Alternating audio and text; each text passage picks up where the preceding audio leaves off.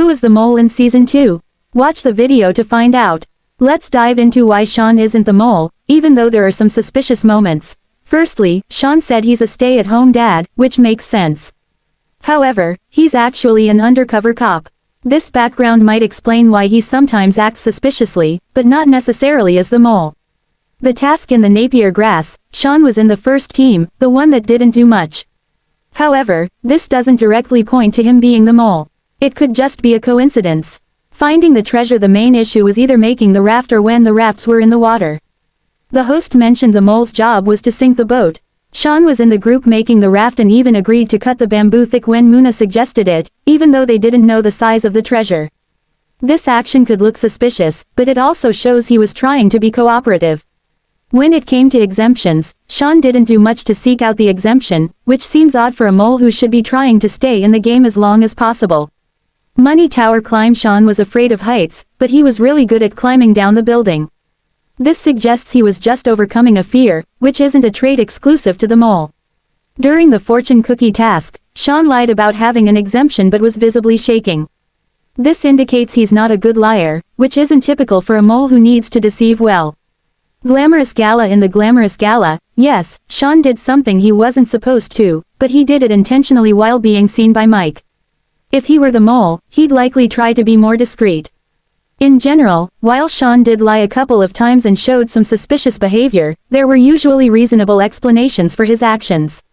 His undercover cop background might explain his cautious or odd behavior, but it doesn't make him the mole.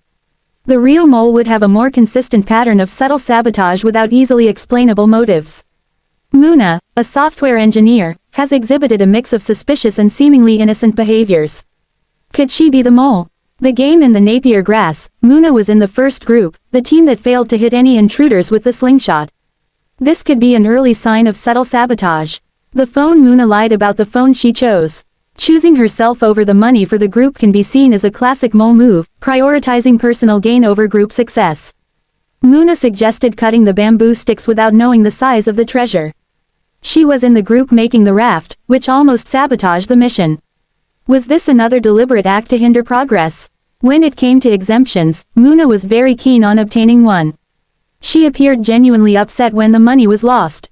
This emotional response could be a ploy to deflect suspicion, making her seem more invested in the group's success. Muna found the safe and openly shared it with the group. This behavior seems contrary to the actions of a mole, who would likely keep such information hidden. However, could it be a clever tactic to appear trustworthy? In Fortune Cookie, Muna claimed to have cash instead of the exemption she actually had. She lied convincingly, showcasing her ability to deceive. This skill is crucial for a mole, who needs to lie effectively to succeed in their role. During the movie task, Muna's intention could be seen as either wasting money or gathering information about Shawn. Her true motive remains ambiguous, adding to the mystery. Artist, doctor, and pilot task. Muna was noticeably happy when the artist was found with cash, even jumping with joy. If she were the mole, such overt reactions might be risky, but they could also be interpreted as genuine relief from an innocent player. If Muna were the mole, would she suggest removing boxes from her lorry to be placed on the other side to help the group? This act seems counterintuitive for a mole. Who would want to avoid actions that help the group? Muna's behavior is a mix of strategic moves and genuine reactions. Her ability to lie convincingly, coupled, however, her transparency with the safe and occasional helpful suggestions create a compelling case of ambiguity. Could these contradictory actions be part of a masterful strategy to confuse and mislead?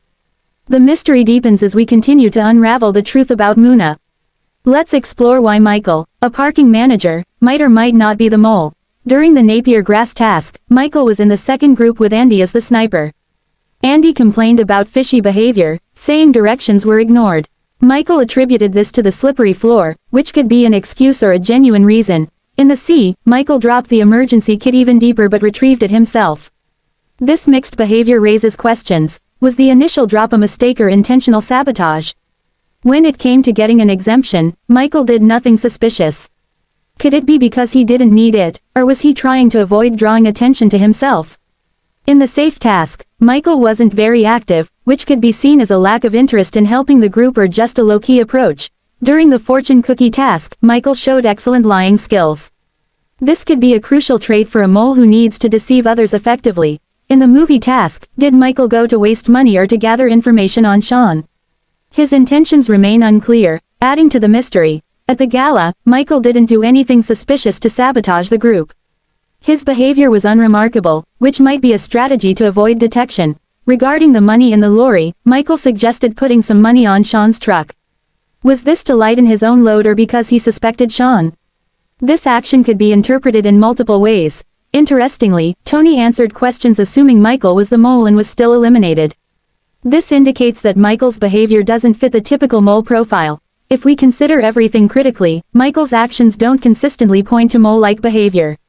He has moments of suspicion, but overall, his actions could be explained by normal gameplay or caution rather than deliberate sabotage. While Michael has had his suspicious moments, his overall behavior doesn't strongly indicate that he's the mole. His actions are inconsistent with the typical patterns of subtle sabotage we might expect from the mole. Let's delve into Q's actions and see why he might be the mole. In the Napier grass task, Q was in the first group that didn't hit anyone. This lack of success could be seen as an early sign of subtle sabotage. During the treasure task, Q did nothing suspicious and was very cooperative. His helpfulness here might be a tactic to build trust and avoid suspicion early on. When Hannah was ready to lose all the money for an exemption, Q seemed genuinely hurt. This emotional reaction could be a clever way to appear invested in the group's success. Things get interesting with Q when looking for the code for the safe. He was holding the torch and, although he discovered how it worked, he failed to notice the number 63 glowing on the musical book.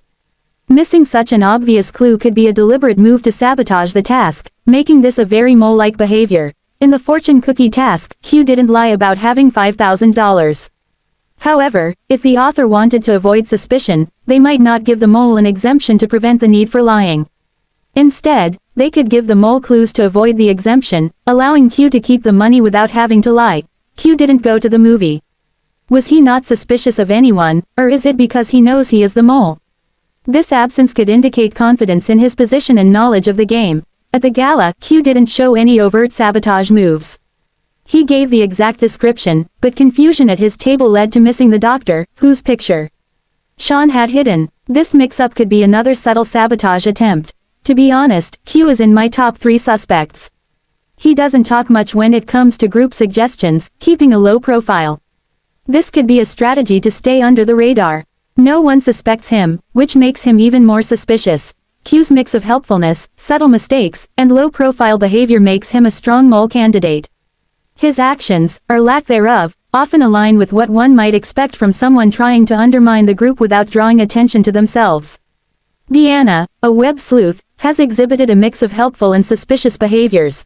During the drone task, she seemed helpful and competent, which could be a strategy to build trust early on. In the phone booth task, Deanna was honest and chose the group over herself.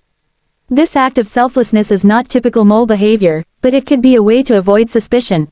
When it came to getting the exemption, Deanna left early and did seem overly concerned about the group losing money. This could imply she didn't need the exemption, potentially because she is the mole. In the safe task, Deanna was genuinely active and even discovered the glowing number 68. However, she also suggested the number 12, which ended up hurting the group. This mix of helpfulness and misdirection could be a mole tactic. During the fortune cookie task, Deanna genuinely had money and didn't lie. This might be the author's tactic to prevent the mole from lying, ensuring she remains trustworthy. Deanna went to the movie, but it's unclear if her intention was to lose money or genuinely find out more information on Muna.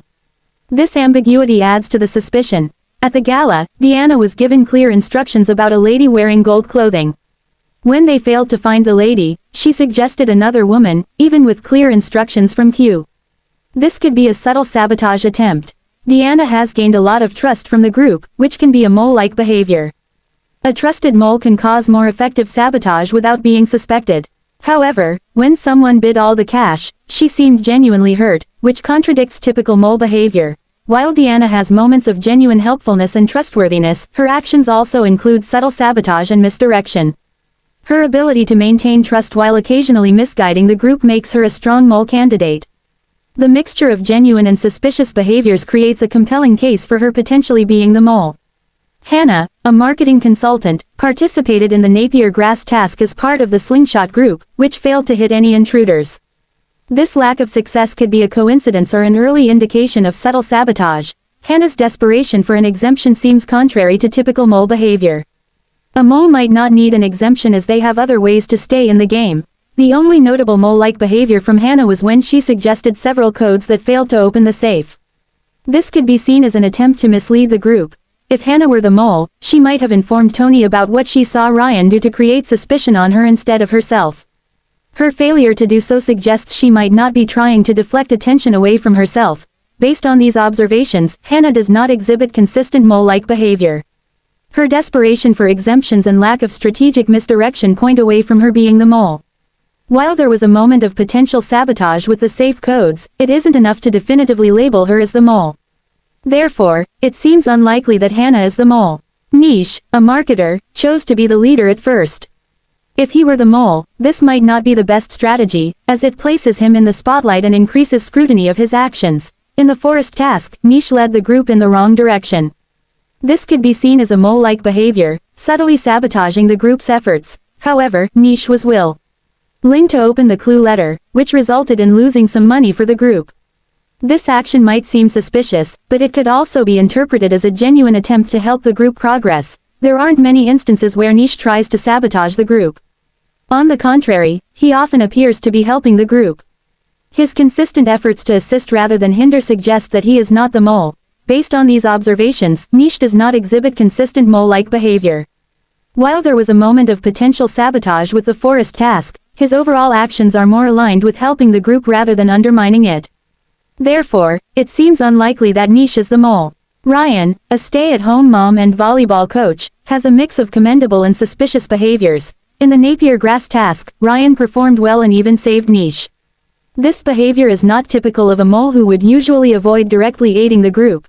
In the sea task, Ryan found the emergency kit, demonstrating her helpfulness once again. However, Ryan was willing to lose $20,000 by saying she wasn't the one with the exemption. This readiness to lose a significant amount of money could be seen as suspicious, suggesting mole-like behavior. During the gala, Ryan lied and managed to hurt the group. This ability to deceive is a crucial trait for a mole, who needs to mislead others effectively. Given these actions, it's worth considering whether the producers are trying to mislead the audience. Making Ryan's sabotage attempts so obvious could be a deliberate tactic to divert suspicion away from the true mole. Based on this analysis, while Ryan has moments of helpfulness, her willingness to lose money and her ability to lie effectively raise suspicion. However, the possibility of her actions being red herrings to mislead the audience should also be considered. The producers might be making her sabotage efforts obvious to divert attention from the actual mole. This complexity adds an intriguing layer to the mystery. My opinion, I think Q is the mole. Who do you think is the mole?